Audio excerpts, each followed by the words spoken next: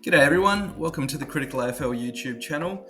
Today we're going to take a look at the West Australian city of Albany and why it's the best location for the 20th AFL licence that no one's actually talking about.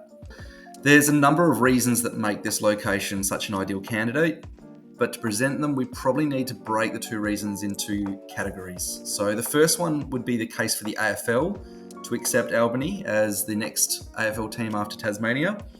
And the second one would be for the West Australian government to actually see value in putting forward a bid, putting forward the funds and developing more infrastructure to support a team as well to the AFL. So let's just start off with the case for the AFL number one. Following the funding war in Tasmania to get the AFL stadium and facilities over the line, Albany comparatively is a much easier proposal. Backed by the WA government, it would provide a low-risk, hassle-free solution to rounding out the AFL's mascot count back to an even number. Many followers of the Tasmanian recent licence, I know that it's close to most people's second favourite team already, in fact that was part of their marketing campaign, will remember the controversy just behind the Roof Stadium being put forward as a prerequisite and a requirement that the AFL wouldn't budge on. The projected $775 million that was needed for that stadium upset quite a lot of people in Tasmania, and that's even after the federal government put forward a very large amount of money. I think it was over $200 million, $240 million in total, I believe, towards the entire precinct. So that doesn't all go towards the stadium. But either way, I think the residents in Tasmania were quite irate just about the amount of money Tasmania was putting forward as a state government, as opposed to some other projects that I think people thought were very important. And also there was further concern that the $775 million price tag on the stadium would blow out at exclusive risk to the state government, meaning that if the numbers went up, the person paying that extra bill would be Tasmanian taxpayers. So when you compare that to the Albany proposal, there's actually a couple of factors that are immediately in a much better place. Firstly, you'd be leveraging the strongest economy in Australia, depending on what metric you measure that by. But at the same time, the requirements for an expensive stadium would be considerably less than the Tasmania Devils. And I know, unfortunately, that's probably quite irritating to most Tasmanians to see after they have to foot up that bill that they had, that another team could come in cheaper with their stadium. But the truth is, adding an additional team to any of the established AFL states wouldn't require a state-of-the-art stadium the way it does in Tasmania. And that's a mixture of the climate being a little bit more extreme than anywhere else currently established in the country. Obviously, the Northern Territory would be the inverse version of that one if there were to be a team up there. But also just the fact that they haven't got a team in Tasmania yet means that you'd really want to have something state-of-the-art, something that will bring fans from outside of the state to come and watch their teams play as well.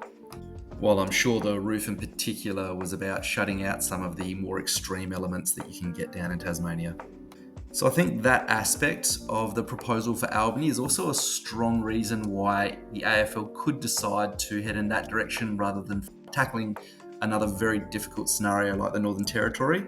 I think in everyone's minds, the Northern Territory would be a fantastic way to complete the nationalisation of the competition, but you'd have similar problems to Tasmania in that the population's not that large in the Northern Territory, so probably not such an issue filling the stadiums, but it is when it comes to the funding that would be required to put a really impressive stadium up there that can also withstand the heat and maybe shut out some of that.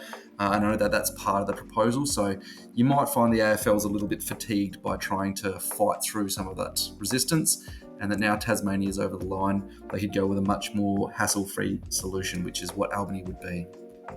So considering we've covered that required investment would sit well within the WA government's comfort zone, the only factors remaining from the AFL's point of view would be the marketability and player retention.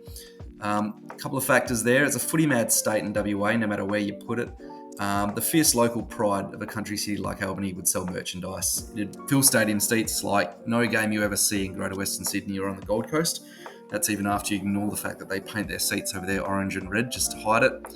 And as for player retention, the business case has been made already by Geelong that more players want to move to rural AFL bases than leave, the one that there is available. I think the appeal of purchasing a country property in a city as beautiful as Albany could almost be considered a side perk just when you compare it to the fact that you're getting away from those really intense AFL media scrutiny scenes that you get inside the major cities. Who knows, maybe the Albany team could even put in a side perk saying as a contract sweetener they will block the West Australian from setting up an office down there. Certainly an option that I think people would like to hear. So hopefully all these reasons satisfies the AFL's motivation to consider Albany, but what about the state of WA? It's a city that already has two massive teams already, incredibly successful, so what would the appeal be in committing significant investment into a third? The main reason is geographical. West Australia has always struggled to spread its population across the state. Perth in particular is often referred to as the most isolated major city on earth, with no other major city within, I think, about 2,000 kilometres over that, and that would be Adelaide. While bidding for a team in Bunbury or the other southwest locations would still be great, none of them actually solve that issue of establishing a major city beyond the immediate vicinity of Perth and WA. So that current population that's just exceeded 40,000 people in Albany, it's large enough to support AFL home games at a stadium that's built for future growth.